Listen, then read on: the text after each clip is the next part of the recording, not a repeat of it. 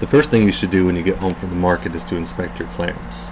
If any of your clams are broken, remain open even after agitation, or if you're light for their size, discard. Clams should be stored on crushed ice over a self-draining pan, maintaining a temperature between 30 and 34 degrees.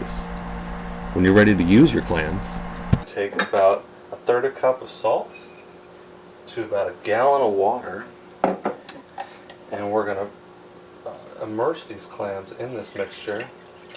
And since they're filter feeders, what they're going to do is they're going to filter this salt water through their systems, and it should filter out any of the sand or anything other particles in there that we don't really want to be eating. We're going with salt water in this case because they're saltwater animals. And if we did fresh water, we'd kill these animals a little too quickly, and they wouldn't be as fresh when we're intending to cook them. I've allowed the clams to sit in the water for about 20 minutes now. As you can see, there's quite a bit of stuff floating around in there. So we're going to take this spider and just take them right out of that water instead of using, a colander or something like that. So we leave all that nasty stuff behind. Then what we want to do is make sure they're as clean on the outside as we've just made them on the inside.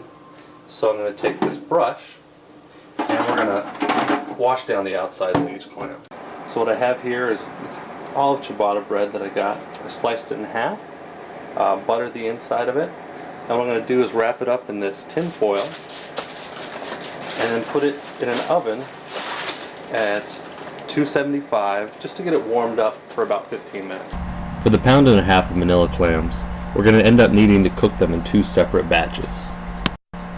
For each batch, you'll need a tablespoon and a half of both thyme and sage, a tablespoon of garlic, 2 tablespoons shallot, half stick of butter, half cup of white wine, the juice of 1 lemon, and a light flavored oil such as canola or grapeseed. I've got a pan here going on about medium heat, and I'm going to add just enough oil to coat the bottom of that pan.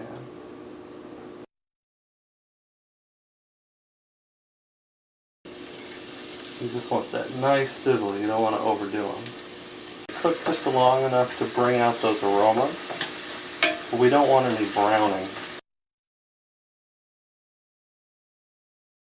And then we're going to add in about half the clams that we picked up.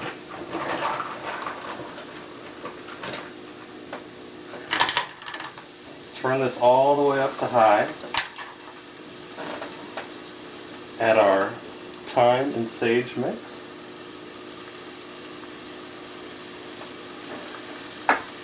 Get that going just a little bit.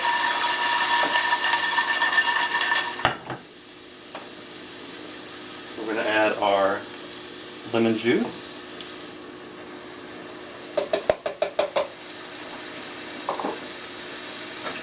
And our half cup of wine.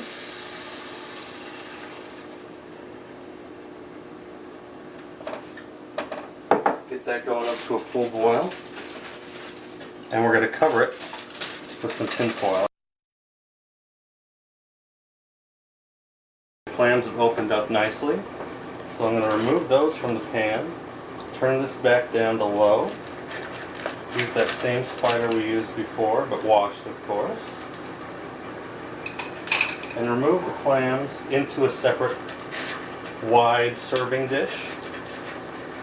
Any of the clams that haven't opened up, you can either give a little bit more time to see if they're going to open up, or just discard. Better be safe than sorry.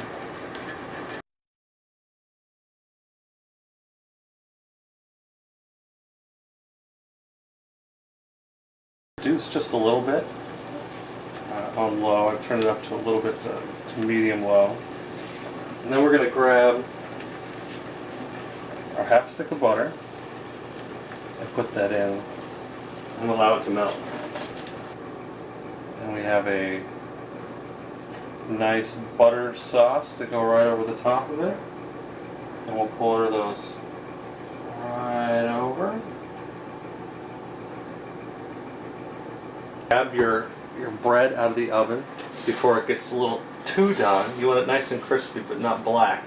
Garnish your clams with your bread and enjoy.